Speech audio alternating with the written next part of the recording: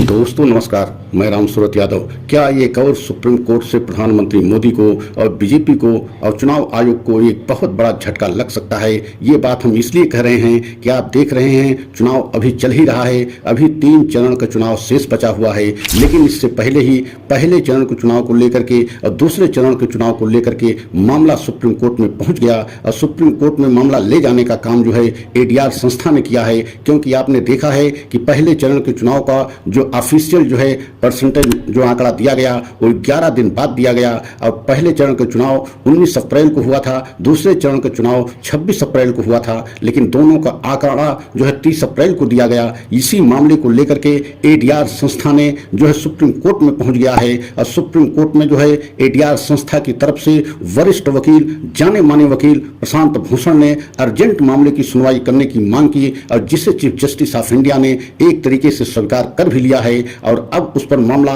जो है सुनवाई के लिए जो है लग भी गया है। तो आप समझ सकते हैं कि क्या 190 सीटों पर जो पहले चरण का और दूसरे चरण का चुनाव हुआ था, क्या वह चुनाव एक तरीके से रद्द हो सकता है? क्या वह पुनः जो है पहले चरण का और दूसरे चरण का चुनाव पुनः होगा? और यह मामला अब सुप्रीम कोर्ट में पहुंच गया है और चुनाव आयोग को जो है एक तरीके से सुप्रीम कोर्ट ने चीफ जस्टिस ऑफ इंडिया ने तलब भी कर लिया है। 24 मई को जो है उस पर जो है सुनवाई होगी। तो क्या एक तरीके से ये माना जाए कि बीजेपी सरकार को और प्रधानमंत्री मोदी को और चुनाव आयोग को क्या एक और बहुत बड़ा झटका सुप्रीम कोर्ट से लगने जा रहा है? आज हम इसी पर खुलासा करेंगे और पूरा सच बताएंगे कि यह मामला कैसे सुप्रीम कोर्ट में पहुंचा और क्यों यह जो है मामला जो है सुप्रीम कोर्ट में एडीआर ने ले गया और क्या यह 190 सीटों का चुनाव रद्द हो सकता है, इसी पर हम खुलासा करेंगे। लेकिन अगर आप हमारे चैनल पर पहली बार हैं तो चैनल को लाइक सब्सक्राइब कर लें, वीडियो को अंत तक देखें, तभी पूरी बात आपकी समझ में आएगा कि ऐसा क्यों हुआ। तो सबसे पहले ये समझना बहुत जरूरी है कि 19 अप्रैल को पहले चरण का चुनाव हुआ था और 26 अप्रैल को दूसरे चरण का जो है मतदान हुआ था। दोनों चरण में मिलाकर के 190 लोकसभा सीटों पर चुनाव हुआ था, लेकिन दोनों का जो है ऑफिशियल आंकड़ा जो है चुनाव आयोग 30 अप्रैल को जारी किया था और इसी को लेकर के बहुत सारे सवाल खड़े हो गए। विपक्ष ने बहुत सारे सवाल खड़े किए और चुनाव आयोग से पत्र लिख करके पूछा भी, लेकिन संतोषजनक जवाब जो है विपक्ष को नहीं मिला और ये जो है चुनाव आयोग बताने में असमर्थ रहा कि 11 दिन जो है लेट करके जो है ऑफिशियल आंकड़ा क्यों दिया गया। और अब इस मामले को एडीआर संस्था सुप्रीम कोर्ट में लेकर के पहुंच गया और एक तरीके से एडीआर संस्था का कहना है कि 11 दिन जो है लेट करके जो है ऑफिशियल आंकड़ा चुनाव आयोग के द्वारा जो दिया गया, उससे देश की जनता में एक तरीके से संदेह जो है पैदा हो गया है और पूरे देश में ये संदेह पैदा हो गया है और खासकर मतदाताओं में ये संदेह पैदा हो गया है कि ऐसा जो है आंकड़ा 11 दिन बाद क्यों दिया गया और जो आंकड़ा दिया भी गया उसमें कई परसेंट बढ़ा करके दिया गया।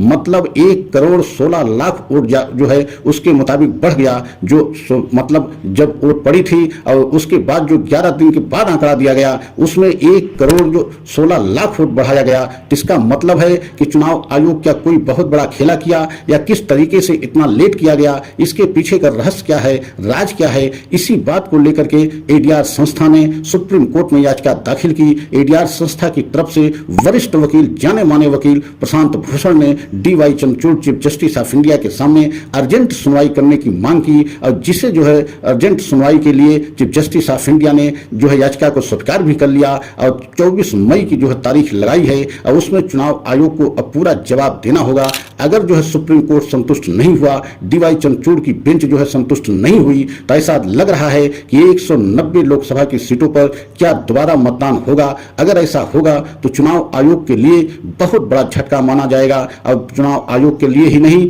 बल्कि प्रधानमंत्री मोदी के लिए और पूरी बीजेपी सरकार के लिए ये बहुत बड़ा झटका होगा। क्योंकि अगर 190 लोकसभा सीटों पर दोबारा मतदान हुआ तो आप समझ सकते हैं कि एक तरीके से जो संदेह की स्थिति पैदा हुई है या जिस तरीके से विपक्ष की पार्टियां, विपक्ष के बड़े बड़े नेता इस पर सवाल खड़ा कर रहे हैं कि कहीं न कहीं जो है चुनाव आयोग इसमें बहुत बड़ा खेला किया है। और अगर ऐसा है तो अगर सुप्रीम कोर्ट को संतुष्ट चुनाव आयोग नहीं कर पाया तो ऐसा प्रतीत होता है कि दोबारा जो है 190 लोकसभा सीटों पर अगर मतदान हो गया तो सबसे बड़ा चुनाव आयोग को यह झटका होगा। और हमने आपसे पहले भी बताया है कि बीजेपी सरकार को विपक्ष से कहीं ज्यादा इस बार के चुनाव में सुप्रीम कोर्ट से झटका लग रहा है। और आपने देखा है कि इलेक्टोरल बॉन्ड से लेकर के अब तक कई ऐसे जो है सुप्रीम कोर्ट से झटका बीजेपी को लगा है, जिससे बीजेपी को जो है बहुत बड़ी मुसीबत जो है चुनाव के दौरान जो है उठानी पड़ रही है। आपने देखा है कि इलेक्टोरल बॉन्ड का सच पूरे देश के सामने आने से लोकप्रियता के मामले में बीजेपी का ग्राफ काफी नीचे गिरा है और प्रधानमंत्री मोदी का भी ग्राफ काफी नीचे गिरा है, क्योंकि प्रधानमंत्री मोदी एक तरफ तो भ्रष्टाचार की लड़ाई की बात करते हैं कि देश में हम भ्रष्टाचार समाप्त करेंगे,